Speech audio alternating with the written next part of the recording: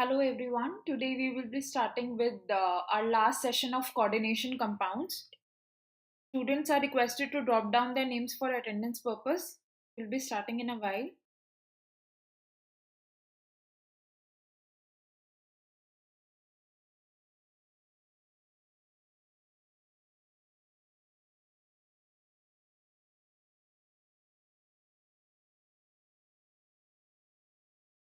Okay.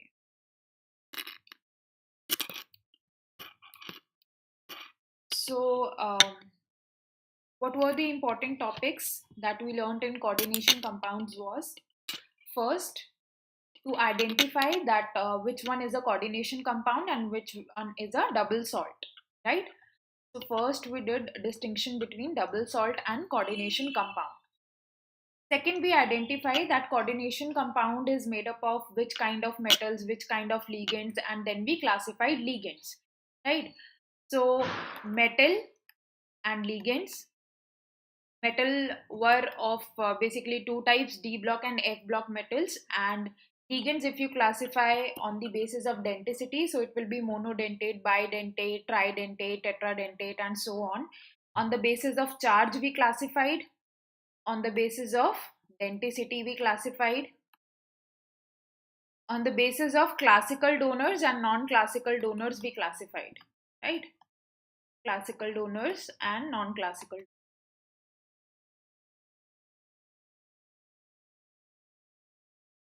Now, third was the IUPAC nomenclature. Then we discussed some theories about coordination compounds. What were the theories? Werner theory, then it was VBT theory, then it was crystal field theory. Then we studied about the color of the compounds, their magnetic moment, that whether a particular compound is paramagnetic or diamagnetic. Then we also studied that which one are the high spin compounds, which one are the low spin compounds, right? And today we will deal with metal carbonyls. Metal carbonyls, first topic is that. And the second topic that we need to do today is the use of coordination compounds in our day-to-day life, right? So these topics we will be covering today and our coordination compound chapter will be over. Now, first one is the bonding in metal carbonyls, right? So what are the ligand based upon the types of donation? So here are the sigma donors that donate or make only sigma bond to the metal. For example, if O2 minus will donate, it will just make sigma bond to the metal. Similarly, OH minus will donate, it will just make sigma bond to the metal, right?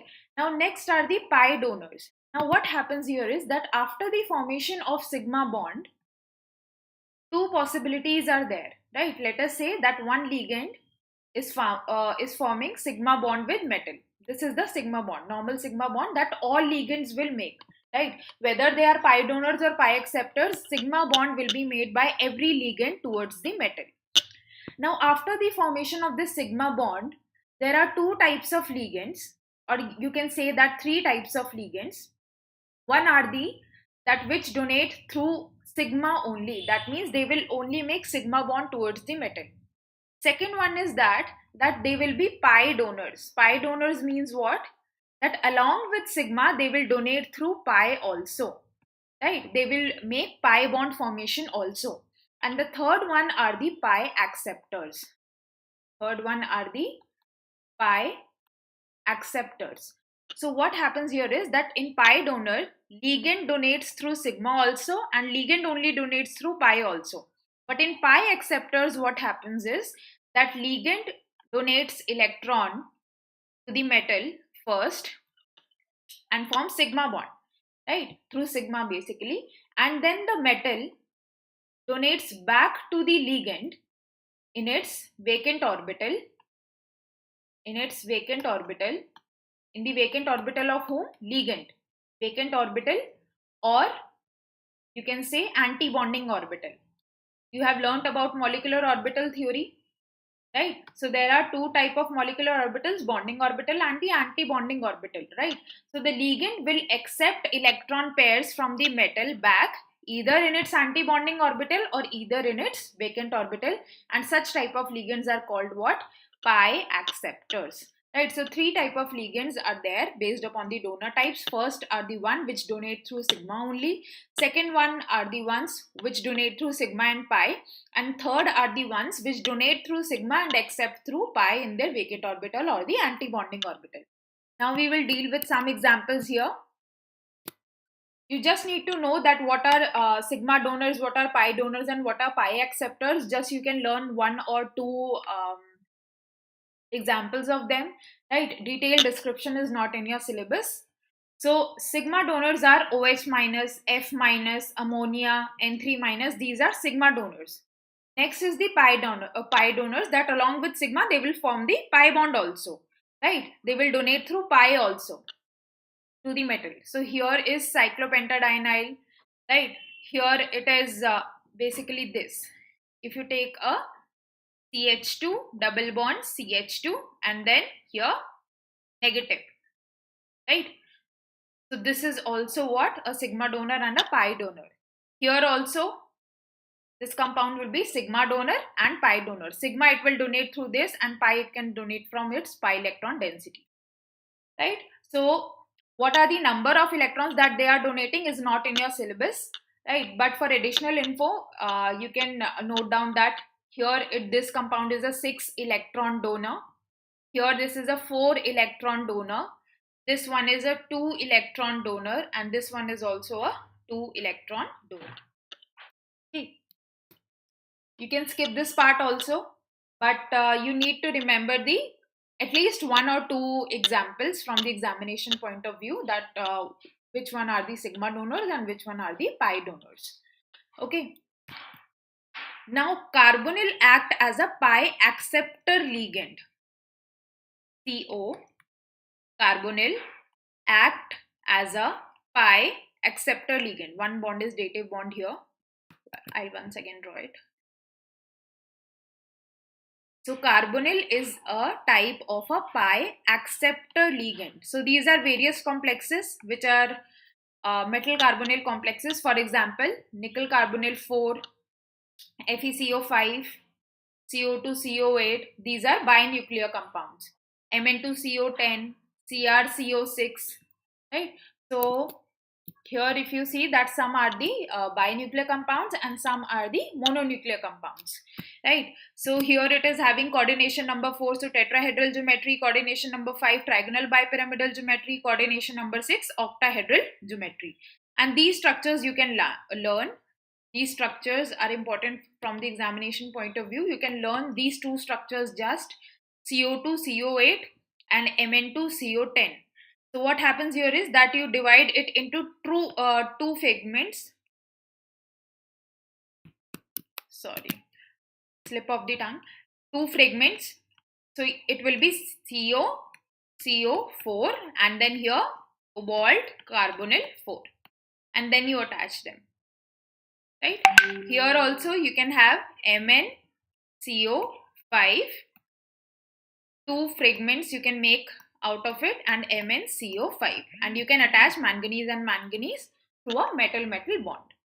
Okay. Now how does carbonyl act as a sigma donor and pi acceptor? What happens here is, let us say this is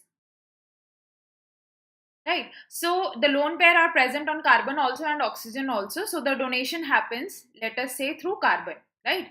So carbon donates its lone pair and makes dative bond with the metal, and this is known as what? Sigma bond, right?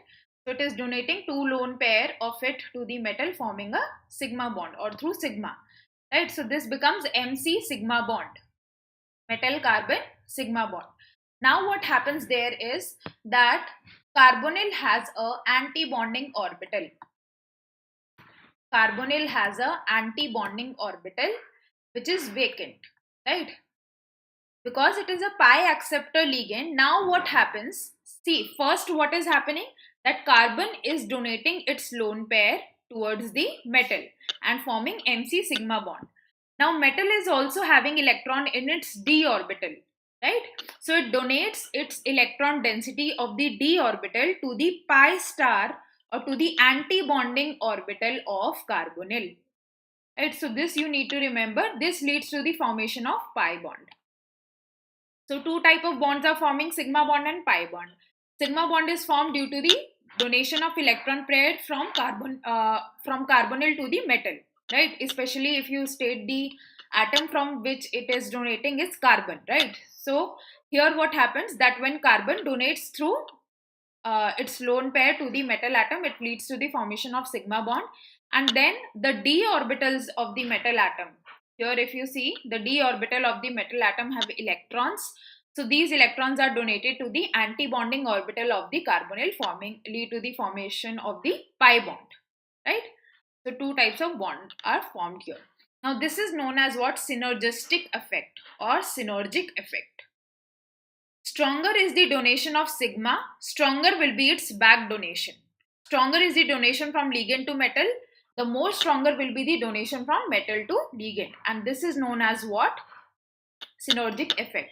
That the formation of sigma bond, the strength of the sigma bond reinforces the strength of the pi bond also. So greater is the strength of sigma bond, greater will be the strength of the pi bond. Okay. Now other examples, if you see PR3, so it is a sigma donor, pi acceptor again. So here what is there, that d orbitals of phosphorus is vacant. So metal donates its electron density. This pi donation is happening through d orbital of metal to vacant d orbital of phosphorus. Here also if you state that through, if you take ethene, right? Ethene if you are taking, so a pi bond is being formed. If a pi molecular orbital is being formed, then pi star will also be forming here. So through pi bond, it is donating or making sigma bond to the metal. Now what happens that the metal donates back to the pi star orbital of ethene, right? So this also act as a pi acceptor ligand, which are also known as pi acid ligands. So PR3 accepts the electron density of the metal into its 3d orbital, and C2H4 accepts the electron density from the metal in its pi star orbital. Okay, this complex is known as Zeise's salt. Platinum Cl3 and then a ethene group attached to the metal. This is known as what? Zeise's salt. Next you come on to the stability of the complexes. Now, stability of a complex in a solution refers to the degree of association between the two species involved in the state of equilibrium. So, what is happening here? That you can term the stability constant or the equilibrium constant or the formation constant. Greater is the stability constant or the formation constant. What will happen? That greater is the stability of this complex, right? So what happens here is that the overall stability of the complex Ml4 can be given by M plus 4L will give you what? In equilibrium with Ml4, right? So here you can write down the K equilibrium constant, which is termed as beta for coordination complexes. So beta will be equal to what?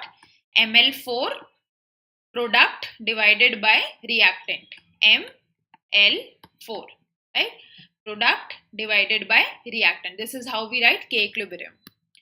Okay, so this constant is known as what? Stability equilibrium constant or formation equilibrium constant. Overall formation equilibrium constant, right? Now the instability constant or the dissociation constant will be equal to what? 1 by beta. 1 by beta will be known as what? Dissociation constant of coordination compound or instability of coordination compound, right? Greater is the formation equilibrium constant, greater is the stability of the coordination complex. Now if you come on to stepwise equilibrium constant, for example, let us say we are making Ml4, right? So one by one we are joining the ligand. M plus L will give you Ml, then Ml plus L will give you Ml2, Ml2 plus L will give you Ml3. So these are individual K equilibriums. If you see for this reaction, this will be product divided by reactants. Again, product divided by reactants. Again, product divided by reactants. Right? So these are the individual or stepwise equilibrium constant which are denoted by K. Beta is what? Overall stability constant. And these are what? Stepwise equilibrium constant. Right? So what is the relation between beta and K? So this is the relation between beta and K. Beta will be equal to the multiplication of all the stepwise equilibrium constant, that is K1, K2, K3 and K4 all are multiplied. That will give you what? The value of beta. This you need to remember. This is important. From the examination point of view, this formula is important. Now, let us suppose you are having what? Log K1 equals to 4, log K2 equals to 3.2, log K3 equals to 2.7 and log K4 equals to 2.0.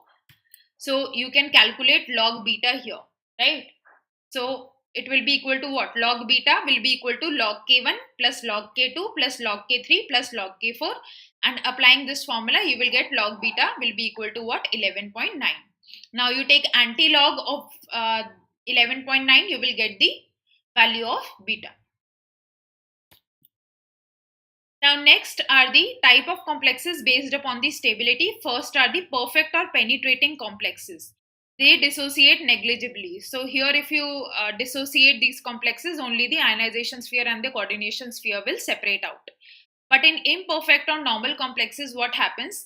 That first the dissociation of ionization sphere and coordination sphere is there, and then what happens? Even the dissociation of the coordination sphere happens.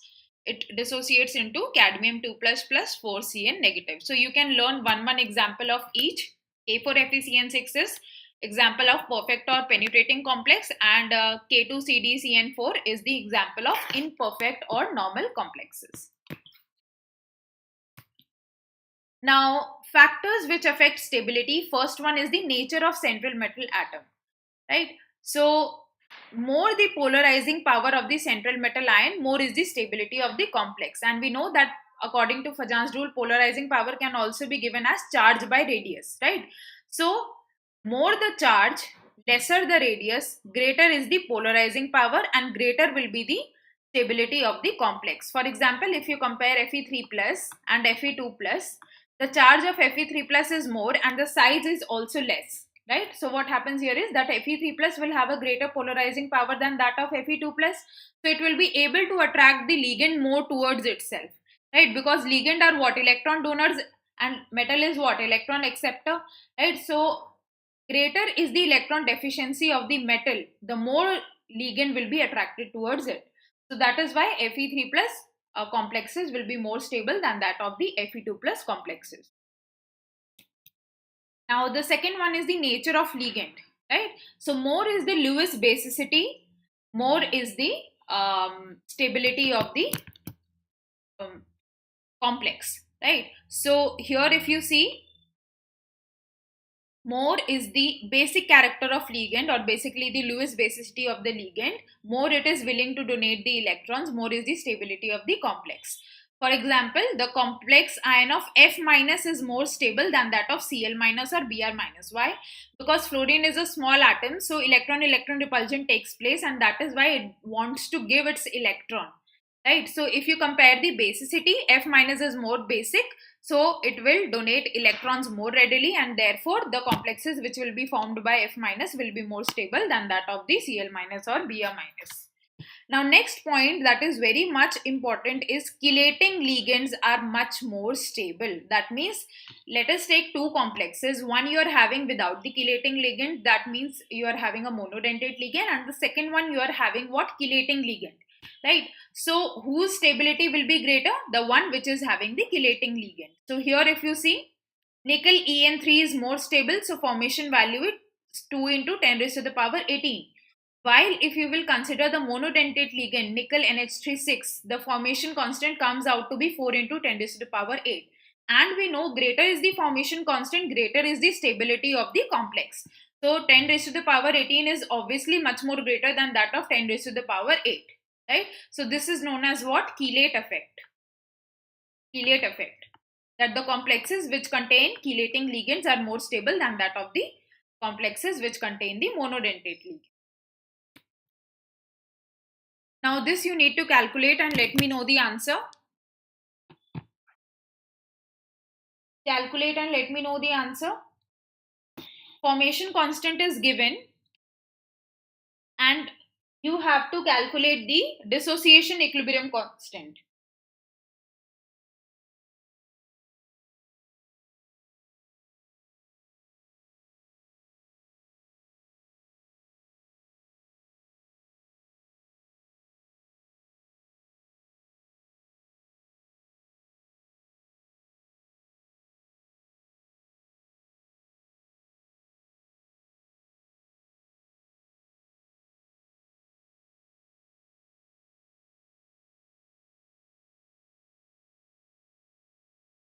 Anyone with the answer?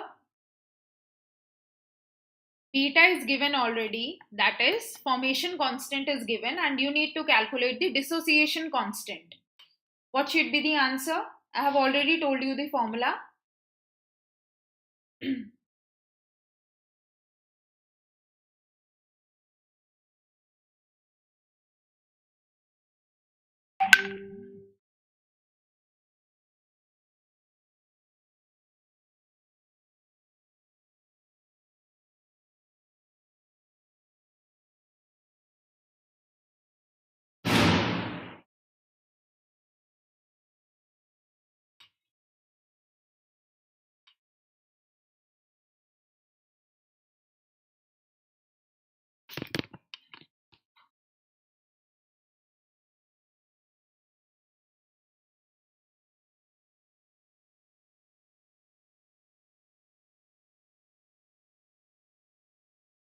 Okay. Shivani, your answer is correct. Good. Siddharth, your answer is also correct. 4.7 into 10 raised to the power minus 14. Good. Because the dissociation constant will be equal to what? 1 upon beta. That will be equal to 1 upon 2.1 into 10 raised to the power 13. You just have to calculate the reciprocal, which will come out to be 4.76 into 10 raised to the power minus 14. Good. Now, next is the question. In the complexes, you are given 4 complexes here. Which one will be the more stable complex? Yes, Lakshmi, you are also correct with the answer. The metal atom is the same and the oxidation state of the metal atom is also same. Fe3 plus, Fe3 plus and Fe3 plus. Only difference is there in the ligand. So now you tell me which one will be more stable. Shashank, you are also correct with the answer.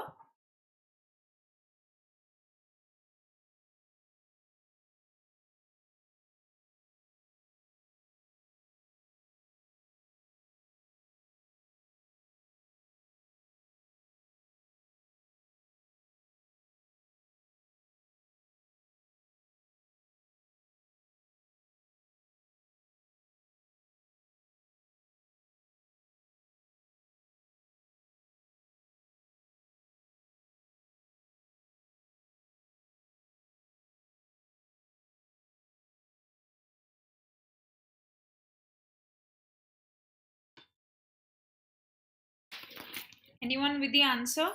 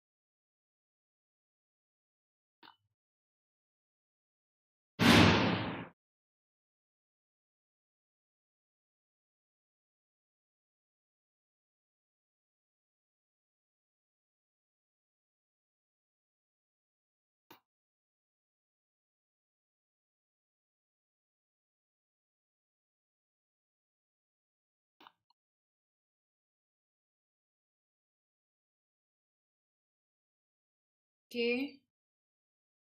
Sham is saying A. Arun is saying B. No.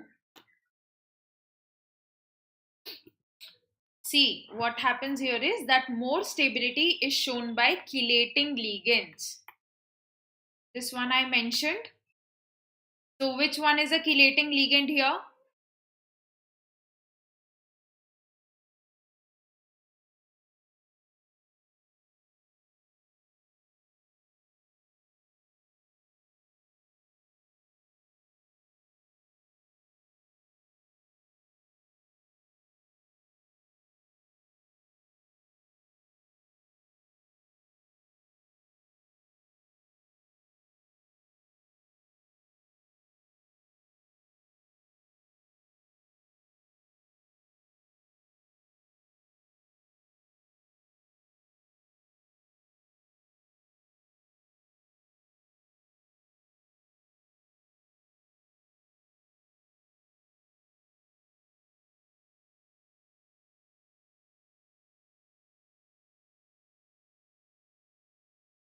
Which one is a chelating complex in which chelating ligands are there? Which complex is showing chelation? H2O is a monodentate ligand. CN is a monodentate ligand. Cl is a monodentate ligand. But here if you consider oxalate, so this one will be equal to COO negative. And here also COO negative. So because of chelation, this complex will be more stable. Okay. This should be 3, not 6. 3. So the answer should be C.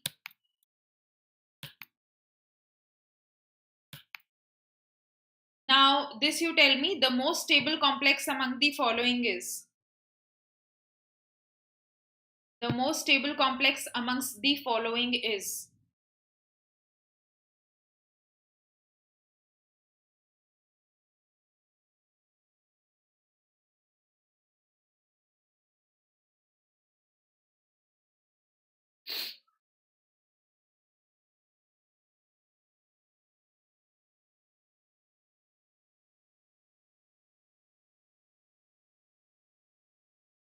Again, you need to use the chelation concept.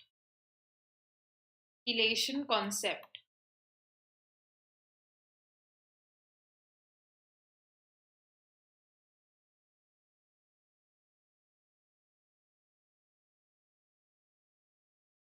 So here if you see, oxalate is there, ethylene diamine is there, and EDTA is there, right? So three of them are the chelating ligands, while this compound you can leave because this is a monodentate ligand, right? NH3 is a monodentate ligand.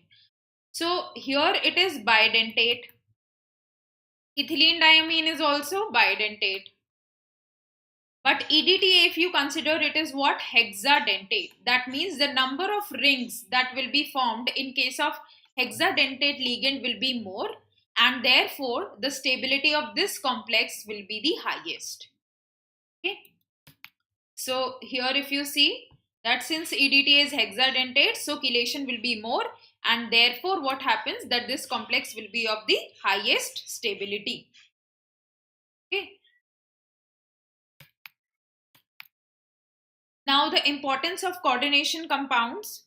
Yes, Shivranjani, you are correct with the answer. Good. The importance of coordination compounds. First, we will deal about the chemical and industrial, then analytical. It is used in metallurgy also. It has medical applications also, and it is used in biological system also. We will consider this one by one. So first is the qualitative, qualitative and the quantitative analysis. Right, so coordination compounds are used in qualitative, that means which ion is present, that is qualitative analysis. Quantitative analysis means what? That how much amount of ion is present, that is quantitative analysis. So coordination compounds are used in the both, right? Now, here if you consider, especially chelating ligands are used for what? Qualitative and quantitative analysis. Okay, so examples of such reagents are EDTA, DMG, beta-naphthol, cupron, etc. These reagents particularly are used for qualitative and quantitative analysis. For example, you are having what? Nickel DMG. Right. So nickel on complex formation with DMG gives a pink color, pinkish red precipitate. Basically, it is of pink color, right? So with dimethyl glyoxine, when nickel form complex, it forms a pink color complex, and that can be used to detect the presence of nickel in any salt. Now, next is hardness of water can also be estimated by titration with Na2EDTA. Right. So, because what happens here is that calcium 2 plus and magnesium 2 plus we want to remove, right? Because they cause what? Hardness of water. So, calcium 2 plus and magnesium 2 plus ions form stable complexes with EDTA, and because these form stable complexes with EDTA, their complexes or selective estimation of these ions can be done due to the difference in the stability constant of calcium and magnesium complexes. So, in the nutshell, you can state that if you remember, I think we have done in 11th class that calcium carbonate precipitation, you calculate the degree of hardness of water, right? Similarly, here also with simple titration with Na2EDTA, what happens is there that EDTA forms complexes with calcium 2 plus and magnesium 2 plus, and because of this ability, you can calculate the hardness of water by calculating that how much amount of calcium is present in your water or how much amount of magnesium is present in your water. Now, next is the metal extraction, right? So, it is used for the extraction of silver and gold. Silver and gold. So, gold combines with cyanide to form what? This complex, right? And gold can be separated in metallic form from this solution by the addition of zinc. So, let us say you are having what? Impure gold, right? Now you add what? Cyanide to it. So gold and cyanide will form complex, right? Now this gold cyanide complex, you can treat it with what? Zinc. So your gold will recover. This complex will break and then your gold will recover. AU, sorry. Ag is a symbol for silver. AU. So here you can see that Ag plus NaCl will give you this complex. Or you can also have Au plus and NaCl will give you AuCN2 complex, right? So silver also forms complex with cyanide and gold also form complex with cyanide in their +1 oxidation state. Next is the purification of metals. Now this is very important, what is called as Mond's process. So nickel, impure nickel plus 4-carbonyl in the temperature range of 330 to 350 Kelvin, you will get what? Complex as nickel tetracarbonyl, which has sp3 hybridization and it is a tetrahedral complex, right? Now when you heat this complex at 450 or 470 Kelvin, it dissociates to give you what? Pure nickel plus 4-carbonyl. So this is the purification of the nickel, right? This is how you convert impure nickel into pure nickel, and this process is called what? Mond's process, right? So question can be asked that what is Mond's process? Write the equation for the Mond's process, or what is the use of Mond's process? What is the industrial use of Mond's process, right? So these type of question can be asked from this example. Now next, chemical and industrial use, if you will take PPH3 rhodium Cl, which is known as Wilkinson catalyst. You have to remember by name. Suppose a question in the competitive examination can be asked that what is the chemical formula or which complex is known as Wilkinson catalyst.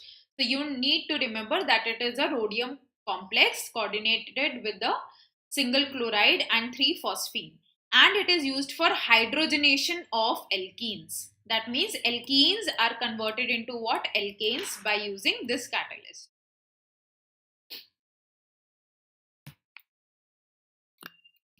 Now articles can be electroplated with silver and gold, right? When evenly and smoothly from solution of the complexes of silver and gold cyanide. right? So you're having some articles in which basically you need to electroplate them with silver and gold, right? So rather than using direct silver and gold, you can use solutions of the complexes of cyanide and silver or cyanide of gold, right?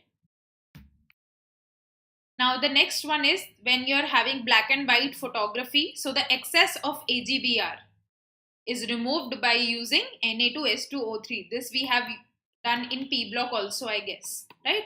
So what happens here is that S2O3 2 minus and silver forms a coordination complex, and the excess of AGBR is converted into this complex, and the side product you obtain is what? NABR. Next is the Grignard reagent that you will learn in your organic chemistry also. So basically, any alkyl halide on treatment with magnesium in the presence of ether will give you what? A Grignard reagent, RMGX, right, which is used for the synthesis of number of compounds like alcohols, aldehyde, ketone, etc. This part you will learn in your organic chemistry in detail. RMGX is used for coupling reactions also. So these many reactions you will learn in your organic chemistry chapter. Now, Zeise's salt. What is Zeise's salt? How it is prepared? Ethene plus K2PtCl4 will give you what? Zeise's salt. That is PtCl3C2H4 minus. Right? This is what? Zeise's salt. Next is dibenzene chromium. Benzene means what? Two benzene rings with one chromium. So two benzene with chromium vapor, they will give you what? Dibenzene chromium. Next is ferrocene. What is ferrocene? This is ferrocene with 5-membered ring, iron connected to two 5-membered rings, cyclopentadienyl they are called. Cyclopentadienyl rings, they form what? Ferrocene. This is a orange color compound, orange or yellow color compound. Okay. Now, next one is the Ziegler-Natta catalyst. This is important. You need to remember that what is the chemical formula for the Ziegler-Natta catalyst? That is aluminium C2H53 plus titanium Cl3. It is used for the polymerization of ethene. Here you can see that titanium Cl3 and aluminium CH2C3 CH2CH3, right? 3 C2H5 are there. That means 3 CH2CH3s are there associated with aluminium. So basically the polythene we used. So ethene is the monomer which polymerizes to give you what? Polythene. This you will learn in detail in your polymer chapter, that how the condensation takes place, right? So the catalyst that is used here is Ziegler-Natta catalyst. Now for the biological system, if you consider the pigment which is responsible for photosynthesis, that is, the example is what? Chlorophyll. It is a coordination compound of magnesium. That means you are having a macrocyclic ring. See, this type of ring you are having, let us say, right? Here you can see this type of ring, right? And a metal is present here. Let us say in chlorophyll, magnesium 2 plus is present here, which forms coordinate bond to certain atoms of the ring. Now the ring which is present in the chlorophyll is known as the chlorine ring. Chlorine ring. And in hemoglobin, which is the red pigment of blood which act as a oxygen carrier, it is a coordination compound of iron. So here you can see that iron is there, right? And you are having a ring here, which is known as what? Heme. Heme. H-E-M-E. Heme. Heme protein. Right? So just you need to remember that in chlorophyll, magnesium 2 plus is present and its ring is called what? Chlorine. In hemoglobin, iron is present and its ring is called as what? Heme. Heme protein. You can write down here heme protein. Now, next one is vitamin B12. So it is a complex of cobalt. It is a complex of cobalt and its ring name is Corin ring. Corin ring. Now, enzymes such as carboxypeptidase A, carbonic anhydrase, they are also coordination compounds. So, you need to just remember that in vitamin B12, what is the name of the ring, what is the metal. In hemoglobin, what is the name of the ring, what is the metal. And in chlorophyll also, what is the name of the ring and what is the metal. Just you need to remember this. Now, the medicinal treatment, if you will say, coordination compounds are used in treatment of problems that are caused by presence of metals in toxic proportions.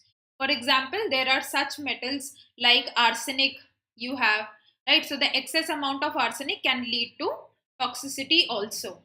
So, coordination compounds are used as a treatment of that problem. Excess of copper and iron, they are removed by our body basically by the chelating ligands such as D-penicillamine, right? So what happens here is, for example, let us say that our body is consisting of copper and iron.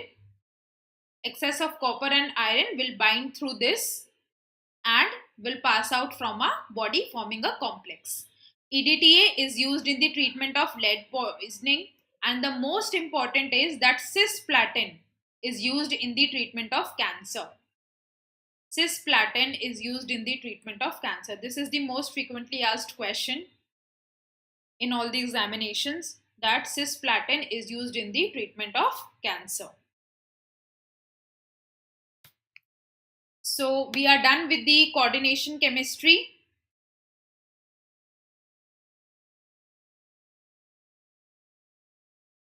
Uh, yes, Sham, EDTA, DMG, cupron are the examples of chelating ligands. Right? Any ligand which is bidentate, tridentate, hexadentate, pentadentate, that means with the ligands which are having the denticity greater than 1, right?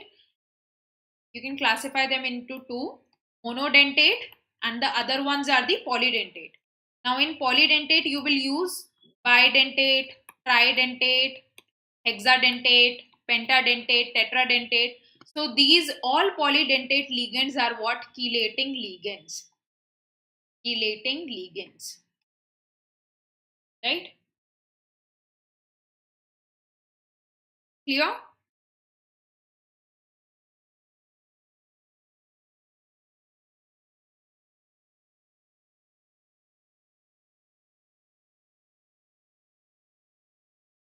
So that's all for today. We are done with the coordination chemistry chapter.